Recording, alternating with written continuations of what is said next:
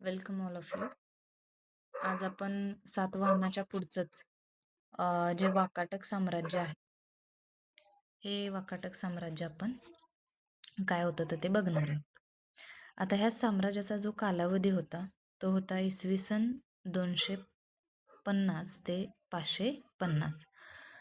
तर आता याची पार्श्वभूमी अशी आहे, जे सातवाहन साम्राज्य आपण याआधी बघितलं, ते सातवाहन साम्राज्याचा ऱ्हास इसवी सन 220 ते 230च्या सुमारास झाला. त्यामुळं दख्खनमध्ये एक मजबूत सत्ता उरली नाही. अनेक लहान राजे काय झाले, स्वतंत्र झाले. याच परिस्थितीत वाकाटक राजवंशाचा उदय झाला. म्हणजे आता हे जेव्हा सातवाहन साम्राज्य संपुष्टात आलं, म्हणजे संपलं पूर्णपणे, तेव्हा जे लहान सहान जे काही राजे होते, त्यांनी स्वतःला काय केलं, स्वतंत्र असं घोषित केलं. म्हणजे त्यांचं प्रत्येकाचं सेपरेट असं राज्य त्यांनी निर्माण केलं. मग यामध्येच एक थोडंसं त्यापैकी बलाढ्य असणारा वाकाटक राजवंश याचा उदय झाला.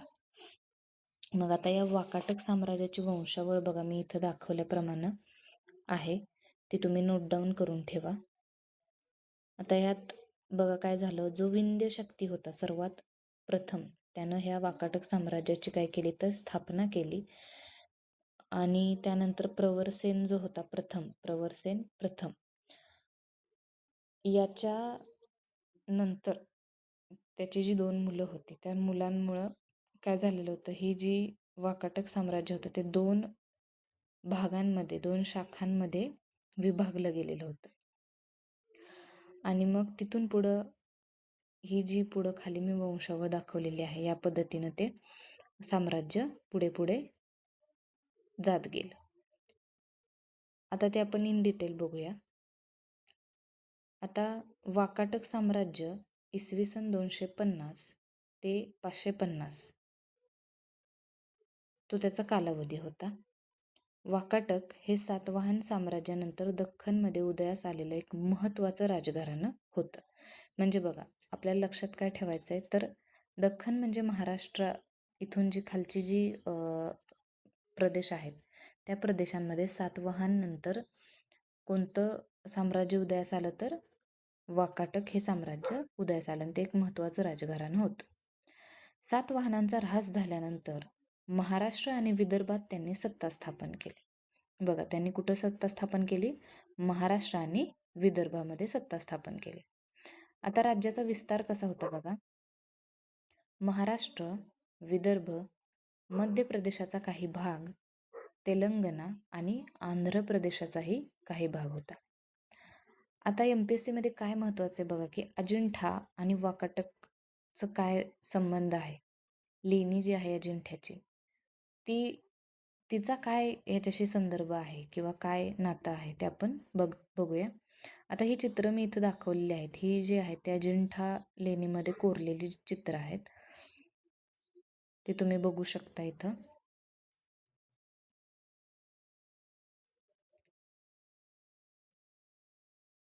या सर्व लेण्या आहेत आणि त्यामध्ये ही चित्रवरची जी आहेत ती कोरलेली आहे. म्हणजे त्या काळात सुद्धा बघा किती सुंदर कला होती माणसांकडे.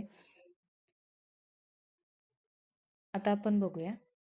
आता हरिसेन म्हणजे सर्वात शेवटचा जो राजा होता, त्याच्या काळामध्ये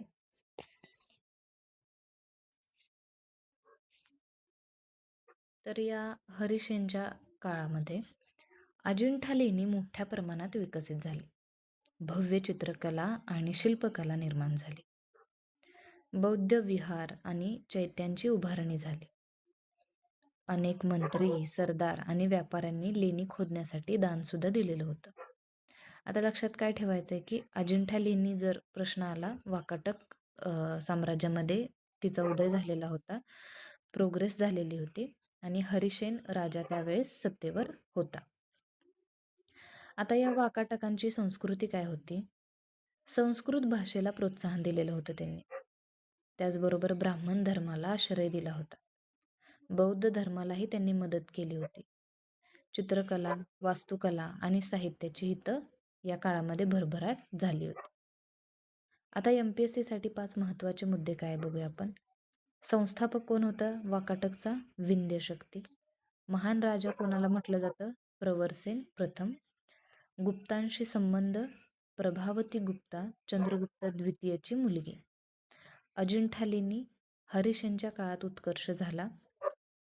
राजधानी नंदीवर्धन म्हणजेच नगरधन आणि वत्सगुल्म म्हणजे आत्ताचं जे वाशिम आहे ते. आता संस्थापक विंध्य शक्तीबद्दल आपण थोडंसं बघूया. वाकाटक घराण्याचा हा पहिला राजा. राज्याची पायाभरणी यानं केली. त्याचबरोबर विदर्भ परिसरामध्ये स्वतःची सत्ता निर्माण केली. त्याच्या काळाबद्दल माहिती कमी उपलब्ध आहे, त्यामुळे इथं आपण जास्त माहिती घेतली नाही. आता लक्षात काय ठेवायचं आहे, तर विंध्य शक्तीच कोण होता? तर वाकाटकाचा संस्थापक होता. त्यानंतर सर्वात महान राजा प्रवरसेन प्रथम हा वाकाटकांचा सर्वात शक्तिशाली राजा मानला जातो.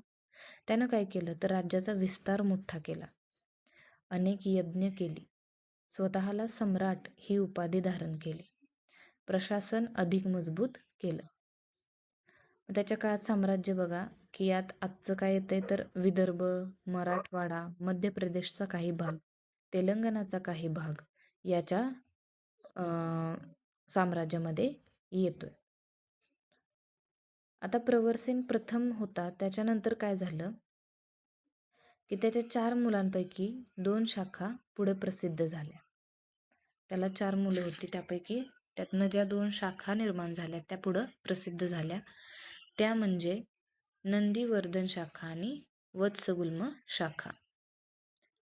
आता त्यातली जी नंदीवर्धन शाखा आहे ते आपण बघूया.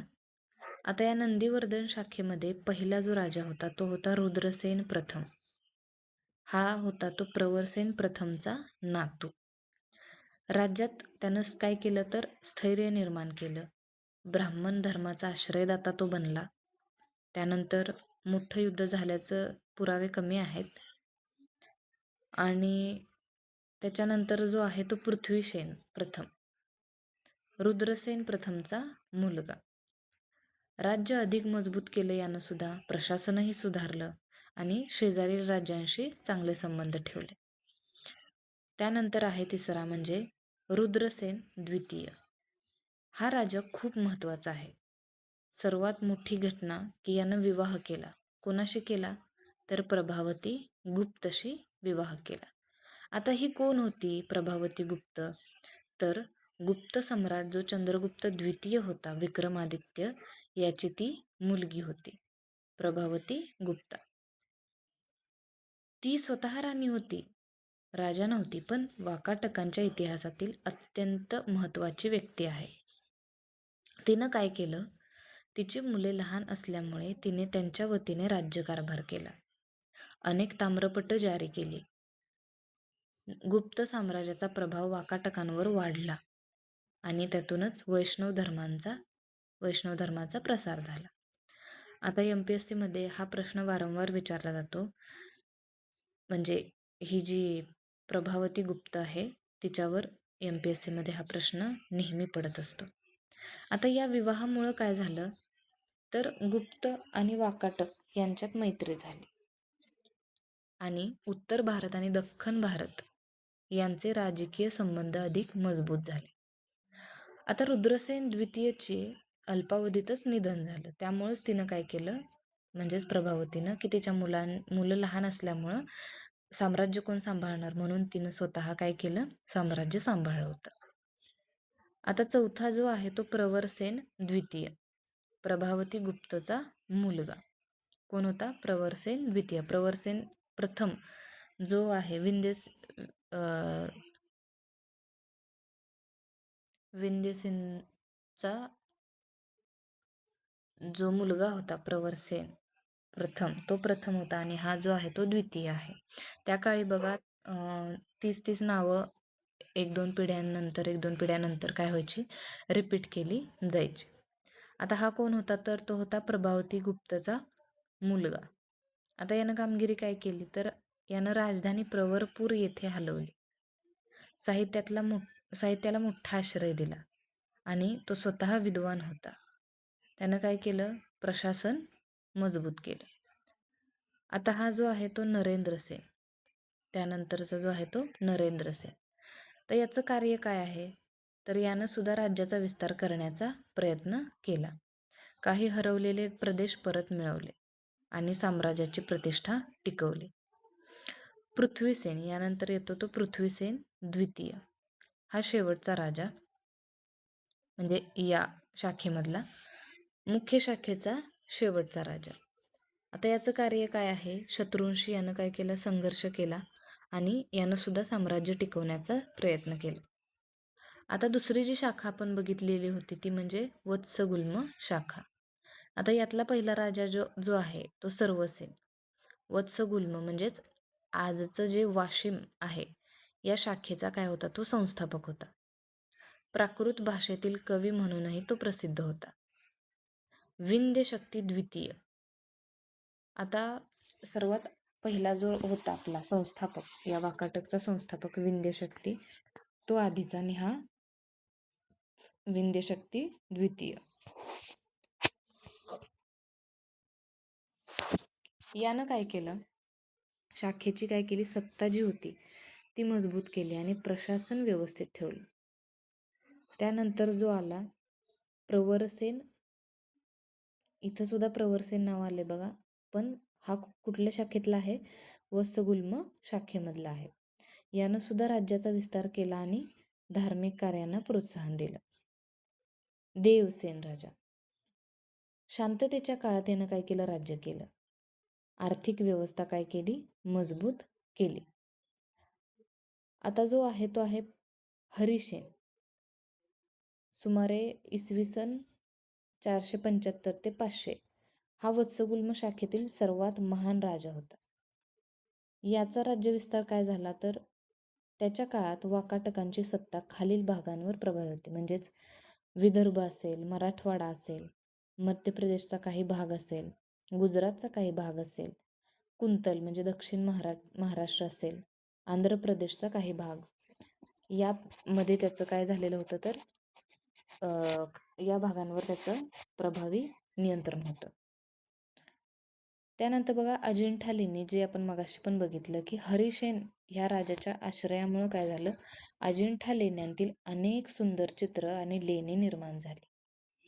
त्याचा मंत्री वराहदेव यानेही या लेण्यांच्या निर्मितीत महत्त्वाची भूमिका बजावली.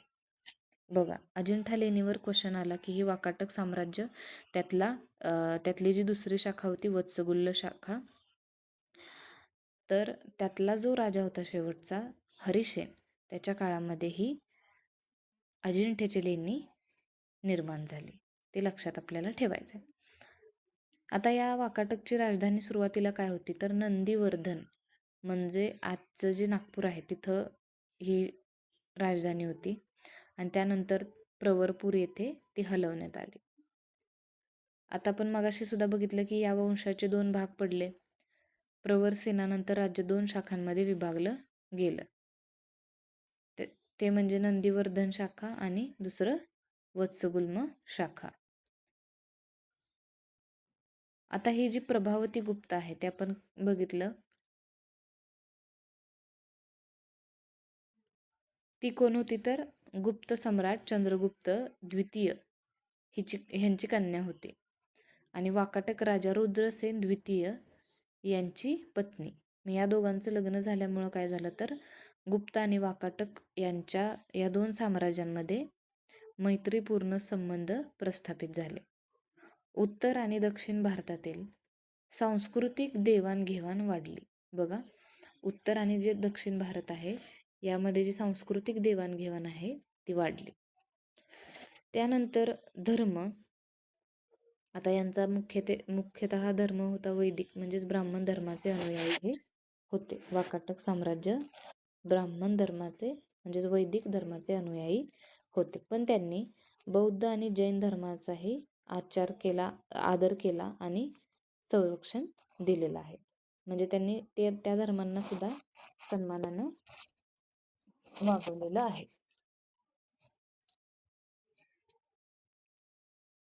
त्याचबरोबर या त्यांच्या गुणधर्मामुळेच त्यांच्या राज्यात धार्मिक सहिष्णुता आपल्याला दिसून येते. की त्यांनी सर्व धर्मांना काय केलेलं आहे, समान दर्जा दिलेला आहे. कला आणि संस्कृती. आता बघा, आपण आतापर्यंत जे बघितलं तर त्यामध्ये बऱ्याचशा राजांच्या काळामध्ये, साम्राज्यामध्ये कला आणि संस्कृतीला प्रचंड त्यांनी महत्त्व दिलेलं आहे.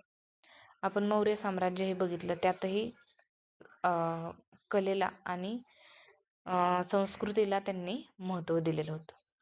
आता हा वाकाटक काळ जो आहे तो म्हणजे भारतीय कलेचा सुवर्ण काळ मानला जातो. सर्वात मोठं उदाहरण म्हणजे अजिंठा लेणी, हे लक्षात ठेवायचं. जगप्रसिद्ध भित्तिचित्रे, बुद्धांच्या जीवनावर आधारित चित्रे, नैसर्गिक रंगांचा वापर, उत्कृष्ट चित्रकला आणि शिल्पकला आपल्याला त्या अजिंठ्यामध्ये बघायला मिळते. आता इथं मी नोट करून ठेवले बघा की MPSC मध्ये अजिंठा लेणी आणि वाकाटक यांचा संबंध वारंवार विचारला जातो. त्यामुळे आपल्याला हे लक्षात ठेवणं गरजेचं आहे. आता साहित्य बघा, कोणत्या साहित्याची निर्मिती झाली ते आपण बघूया. प्रवरसेन द्वितीय याने सेतुबंध म्हणजेच रावणवहो हा प्राकृत भाषेतील प्रसिद्ध ग्रंथ लिहिल्याचे मानले जाते. आता प्रशासन काय आहे? राजा हा सर्वोच्च अधिकारी होता. त्याच्या मदतीला होते मंत्री, सेनापती, महसूल अधिकारी, प्रांतिक अधिकारी असे अधिकारी त्याच्या हाताखाली होते. आता राज्याचे विभाग, जिल्हे आणि गावे अशा स्तरांवर प्रशासन चालत होतं त्यावेळी. आता अर्थव्यवस्था काय होती की मुख्य व्यवसाय काय होता? शेती, व्यापार आणि पशुपालन हेच मुख्य व्यवसाय होते. त्यापैकी त्यावेळी जी शेती केली जात होती त्या शेतीमध्ये मुख्यतः पिके कोणती घेतली जात होती तर तांदूळ, गहू, कापूस, डाळी आणि याच सगळ्या ह्याच्यामुळं, या व्यापारामुळं त्यांचं जे साम्राज्य आहे, त्यांचं जे राज्य आहे ते काय झालेलं होतं, आर्थिकदृष्ट्या समृद्ध झालेलं होतं. ते आपल्याला या सर्वांमधून दिसून येत आहे. आता हळूहळू काय झालंय बघा की ज्या गोष्टीला जन्म आहे त्या गोष्टीला अंत सुद्धा असतो. जसं की ज्या गोष्टीला सुरुवात असते त्या गोष्टीला अंतही असतो. मग आता ह्या वाकाटक साम्राज्याचा सुद्धा काय झालेला आहे, हळूहळू हळूहळू ऱ्हास झालेला आहे. आता या ऱ्हासाचीही प्रमुख कारणं आहेत. तर ती कोणती? तर कमकुवत उत्तराधिकारी, राज्याचे 2 शाखांमध्ये विभाजन, स्थानिक राजांचे बंड आणि इतर उदयोन्मुख राजवंशांचा दबाव. आता इसवी सन 550च्या सुमारास वाकाटक साम्राज्याचा काय झालेला आहे, अंत झालेला आहे. आता MPSC साठी जे महत्त्वाचे मुद्दे आपण बघणार आहोत ते म्हणजे संस्थापक कोण होता? विंध्यशक्ती होता. महान राजा कोण होता? प्रवरसेन होता प्रथम. प्रवरसेन प्रथम. प्रसिद्ध राणी कोणती होती? प्रभावती गुप्ता. राजधानी कोणती होती? सुरुवातीला नंदीवर्धन आणि नंतर प्रवरपूर. अजिंठा लेणी वाकाटक काळात विकसित झाली. त्यानंतर शाखा किती कोणत्या झाल्या? नंदीवर्धन आणि वत्सगुल्म. कालखंड काय होता याचा तर 250, इसवी सन 250 ते 550. त्यानंतर आता आपण साम्राज्याचा ऱ्हास आहे तो पॉईंट्समध्ये बघितलेला होता. आता तो आपण इन डिटेलमध्ये बघूया. आता वाकाटक साम्राज्य एका दिवसात संपलं नव्हतं. अनेक कारणांमुळे ते हळूहळू हळूहळू कमकुवत होत गेलं. त्यातलं पहिलं कारण म्हणजे साम्राज्याची फाळणी. सर्वात मोठं कारण हे होतं की त्या साम्राज्याची काय झालेली होती, फाळणी झालेली होती. म्हणजे 2 विभाग, 2 शाखा निर्माण झालेल्या होत्या. आता जो प्रवरसेन प्रथम होता म्हणजेच विंध्य शक्तीचा जो मुलगा होता, त्या प्रवरसेन प्रथमच्या मृत्यूनंतर त्याच्या मुलांमध्ये राज्याची विभागणी झाली.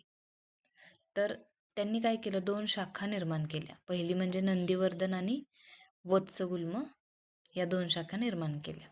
त्यातली जी नंदीवर्धन आहे ही मुख्य शाखा होती. जी वरून फ्लो होत आलेली होती ती मुख्य शाखा ही होती आणि त्याचीच शाखा दुसरी होती ती वत्सगुल्म शाखा होती. आता याचा परिणाम काय झाला म्हणजे ह्या ज्या 2 शाखा निर्माण झाल्या, ह्या शाखेत निर्माण झाल्यामुळं त्याचा परिणाम काय झाला तर एकसंध जी सत्ता होती ती संपली आणि दोन्ही शाखांची ताकद वेगवेगळी झाली. त्यामुळे इथं ताकदसुद्धा दोघांना कमी पडलेली आहे आणि बाहेरील शत्रूंना काय झालेलं आहे तर आयती संधी मिळालेली होती.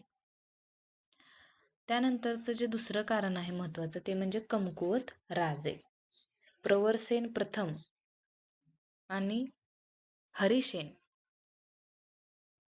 यांसारख्या बलाढ्य राजानंतर काही राजे तितके प्रभावी नव्हते आणि याचा मग परिणाम काय झाला तर केंद्रीय सत्ता जी आहे ती हळूहळू कमकुवत होत गेली आणि प्रांतिक अधिकारी अधिक स्वतंत्र होऊ लागले. म्हणजे जे अधिकारी नेमलेले होते तेच हळूहळू काय होऊ लागले तर स्वतंत्र होऊ लागले. त्यानंतर आहे ते सततची युद्ध. वाकाटकांना आसपासच्या राज्यांशी संघर्ष करावा लागला. उदाहरणार्थ नल राजवंश, त्रैकुटक, इतर प्रादेशिक सत्तांशी संघर्ष करावा लागला.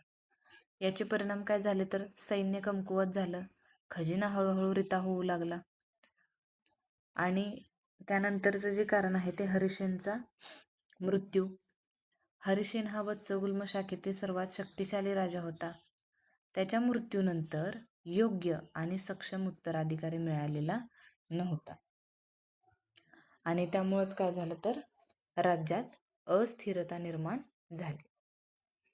पाचवं कारण जे आहे मांडलिकांचे बंड. आता मोठ्या साम्राज्यात अनेक मांडलिक म्हणजेच काय तर सरदार होते. केंद्रीय सत्ता कमकुवत होताच त्यांनी स्वतःला स्वतंत्र घोषित केलं. बघा आता इथं एक वेगळा ट्विस्ट झालेला आहे. हे जे दरबारातले जे सरदार वगैरे होते साम्राज्यातले तर जो अ, राजा आपलाच जो मृत्युमुखी पडला त्यानंतरचं जे हळूहळू कमकुवत होत गेलं जे साम्राज्य आहे तर या साम्राज्यामध्ये ह्या सरदारांनीच काय केलं तर सगळ्यांनी स्वतःला स्वतंत्र घोषित केलं आणि स्वतःला राजे म्हणून स्वतःचं राज्य नवीन उभं केलं होतं आणि त्यामुळं काय झालं तर वाकाटकांचा प्रभाव कमी झाला. त्यातूनच काय झालं तर नवीन राजवंशाचा उदय झाला. वाकाटक कमकुवत झाल्यानंतर अनेक नवीन शक्ती उदयास आल्या. त्यात विशेषतः कलचुरी, बदामीचे चालुक्य यांनी वाकाटकांच्या उरलेल्या प्रदेशांवर आपला प्रभाव वाढवला. बघा म्हणजे इथं पूर्णपणे काय झालेलं आहे त्याचा शेवट होत आलेला आहे. आता हरिसेनचा मृत्यू जो झाला तो सुमारे इसवी 500च्या आसपास काहीतरी झाला. त्याचा जेव्हा मृत्यू झाला तेव्हा मात्र साम्राज्य काय झालं पूर्णपणे वेगानं ढासळलं. काही वर्षातच वाकाटकांची केंद्रीय सत्ता नाहीशी झाली आणि विदर्भामध्ये काय झालं तर नवीन राजसत्तांचा उदय झालेला आहे. तर अशा पद्धतीनं आपण इन डिटेल सगळं जे वाकाटक साम्राज्य आहे ते आपण बघितलेलं आहे. आता MPSC साठी शेवट आपल्याला काय अजून लक्षात ठेवायचं तर प्रवरसेन प्रथम नंतर साम्राज्य 2 शाखात विभागलं गेलं. हरिसेन हा शेवटचा प्रभावी राजा होता. हरिसेनच्या मृत्यूनंतर सक्षम उत्तराधिकारी नव्हता. मांडलिकांनी स्वातंत्र्य घोषित केले. मांडलिक म्हणजे काय जे सरदार जे होते त्यांनी स्वतंत्र आपलं राज्य स्वतःचं निर्माण केलं आणि ते स्वतंत्र असं घोषित केलं. नवीन राजवंशाच्या उदयामुळं वाकाटक साम्राज्याचा दुर्दैवी अंत झाला आणि तिथून पुढं मग काय असेल ते दुसरी साम्राज्य तिथं निर्माण झालेली आहेत. तर अशा पद्धतीनं आज आपण वाकाटक साम्राज्य पाहिलेलं आहे. तर तुम्हाला बऱ्यापैकी मी नोट्स शॉर्टमध्ये मी काढून देण्याचा प्रयत्न केला आहे. तर तुम्ही नक्की लिहून घ्या आणि तुम्हाला व्हिडिओ आवडल्यास नक्की लाईक करा. धन्यवाद.